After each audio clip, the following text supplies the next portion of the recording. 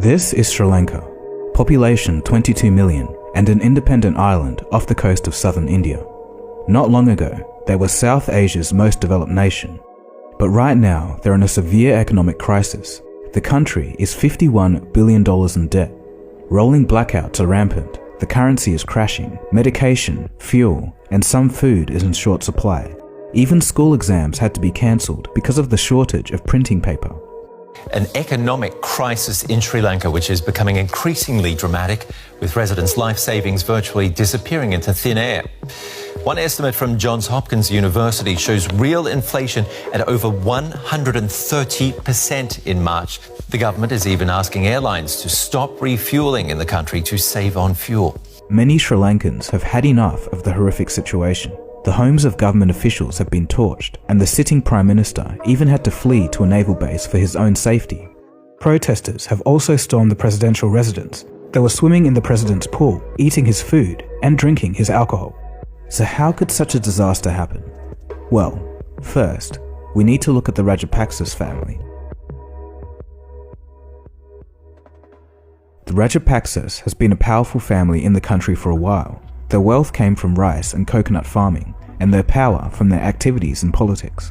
In Sri Lankan politics, you have to be somebody to be elected. As Razeen Sally, a professor at the National University of Singapore, told the Washington Post, quote, "You cannot win in politics if you're not from an established family." The second of 9 children, Mahinda Rajapaksa, became president in 2005, and for 10 years, the country became a family business. As the family's influence grew, soon, other brothers, sons, nephews, cousins, daughter-in-laws, and other relatives joined the government, occupying top positions in various administrations. Sri Lanka was now a family affair. Mahinda named his brother Gotabaya as defense secretary, while Basil and their oldest brother, Jamal, were placed in charge of irrigation and economic development. Sri Lanka enjoyed years of growth, fueled by a mountain of foreign debt, but for much of their rule, things were going well. Despite some critics, many Sri Lankans were fans of the ruling family, not only for bringing up the country in social standing, but also for bringing peace to the nation. From 1983 to 2009, there was a horrific civil war in the country. A rebel group called the Tamil Tigers would fight against the government, citing discrimination.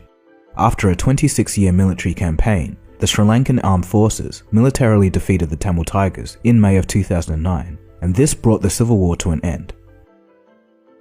At this time, the president and the defense ministry were brothers. After the defeat of the rebels, the pair were hailed as heroes.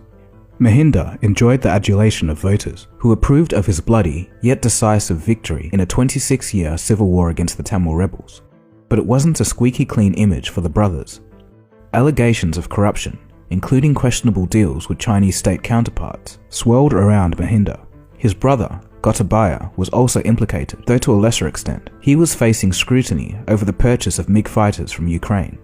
But these scandals didn't stop the family from spending big. He promised huge infrastructure projects, including a Chinese-built airport, which sits largely empty. He tried to jumpstart growth by borrowing heavily and attracting foreign capital by propping up the Sri Lankan rupee. In the short term, the strategy worked. The economy boomed, causing a per capita gross domestic product to more than double from 2006 to 2014. This vaulted Sri Lanka past Ukraine, the Philippines, and Indonesia. It lifted 1.6 million people out of poverty and gave rise to a large middle class.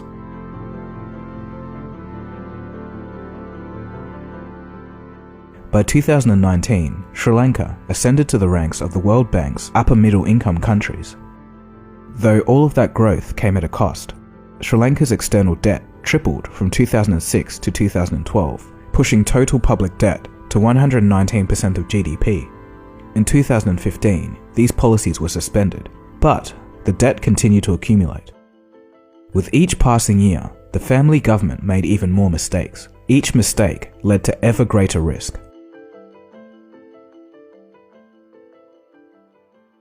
When the military brother, Gotabaya, got into power in 2019, he promised tax cuts to get elected. When this came around, the government lost 25% of its revenue. To make things worse, in 2020, COVID smashed tourism. For Sri Lanka, tourist income was a huge source of funding to pay back foreign debt. Then, 2021 rolls around and Russia and Ukraine go to war. In an ill twist of fate, before the war, Russians frequently made up the biggest share of Sri Lankans tourists, with Ukrainians not far behind. As the flights to Moscow were suspended and the Ukrainians are at war, Sri Lanka's tourism industry suffers even more. In April of 2021, the Rajapaksa government made another fatal mistake. To prevent the drain of foreign exchange reserves, all fertilizer imports were completely banned. This move was extremely radical, as no country can feasibly run their food supply on 100% organic fertilizer on a whim.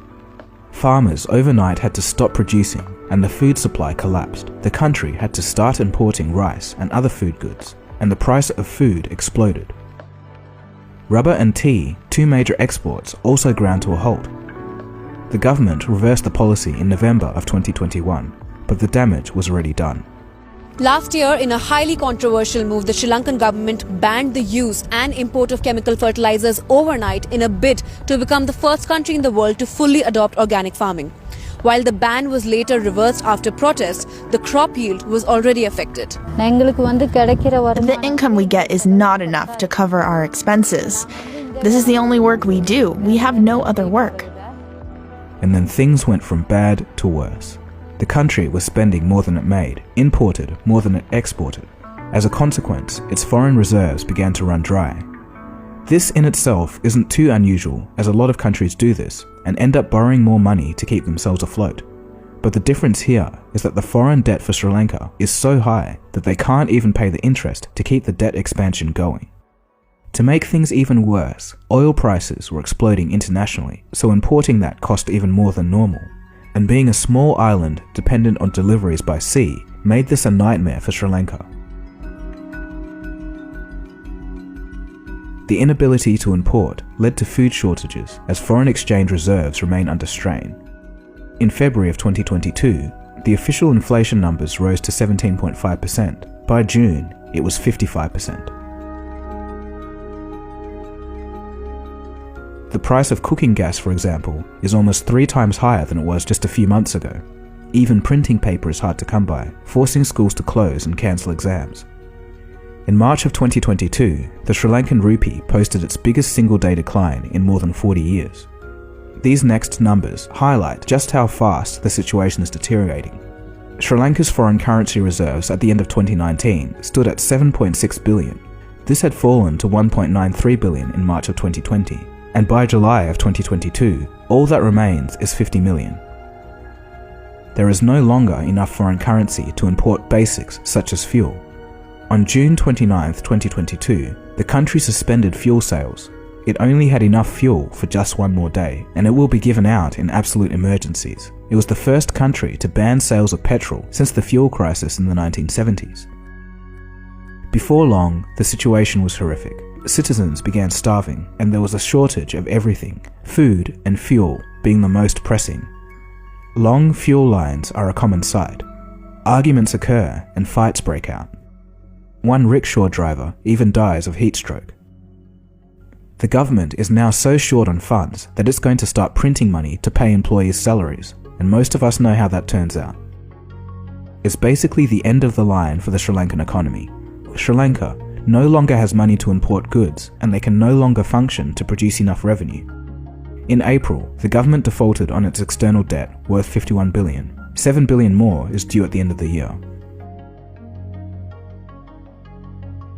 Starting in early April of 2021, protests began to erupt all over Sri Lanka. At first, the government tried to squash the protesters, triggering deadly crashes across the country, but they couldn't hold back the tide of anger.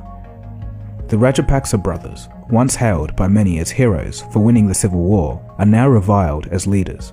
It's a dramatic fall from grace for a family that dominated Sri Lankan politics for over a decade.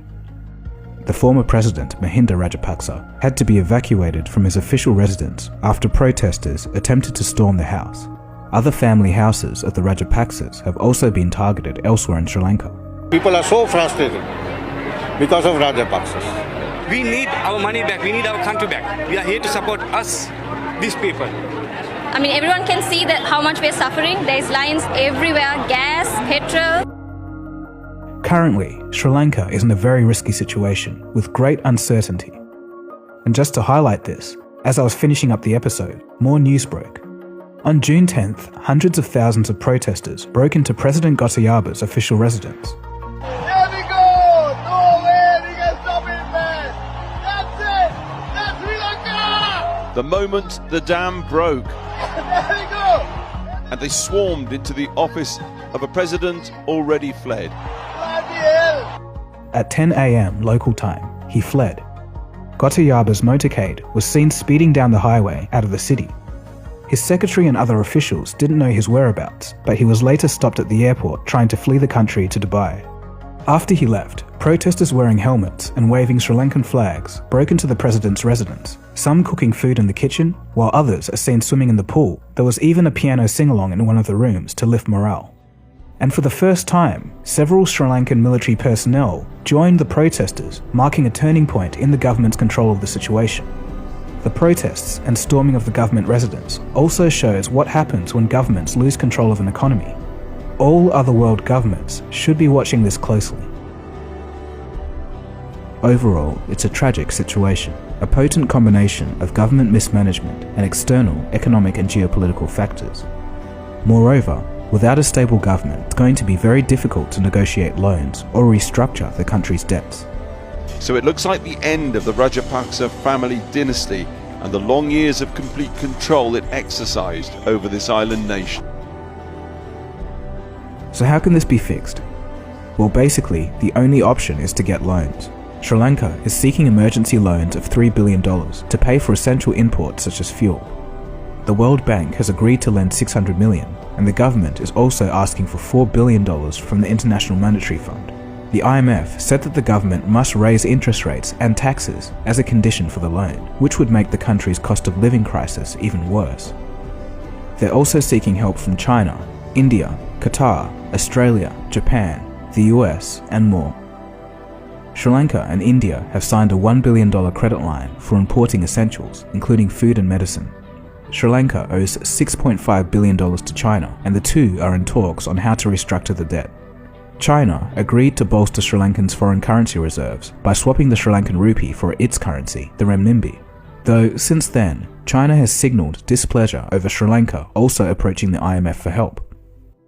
The Rajapaksas are now not only concerned for their political future, but also for their safety and security when a new government takes over. We can only hope that things turn around for the nation and they can get the resources they need to rebuild their economy. No citizen of any nation deserves what has happened to the people of Sri Lanka. So I've been sitting on this script for a couple of months, just waiting and seeing if things would improve, but they really haven't. So I think it's ultimately important that people know what's going on here. So stay safe out there if you're from Sri Lanka.